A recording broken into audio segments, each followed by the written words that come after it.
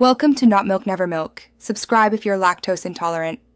You start by opening your document and making the ruler visible. This immediately exposes the margin handles you need to adjust. Once done, check the unit preference so your changes match printing or style guidelines. Inches are common for print, centimeters for international work. Use short, deliberate drags on the left and right margin markers to begin.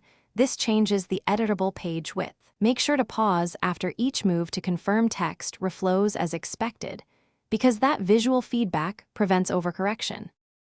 Next, refine margins numerically through File Page Setup, which lets you type exact values instead of guessing with the ruler. Enter top, bottom, left, and right margins. This matters when templates or printers require precision. Once you input values, click OK and observe how the document reflows. That explains why numeric control beats manual dragging for consistency. If you plan to reuse the settings, choose Set as Default so all new docs inherit these margins, and you avoid repeating the same steps. Finish by scanning headers, footers, and any section breaks because those elements can override margin appearance. Make sure each section uses the intended settings. If margins refuse to change, check for section breaks or an unusual page size. Correcting those solves most stubborn cases.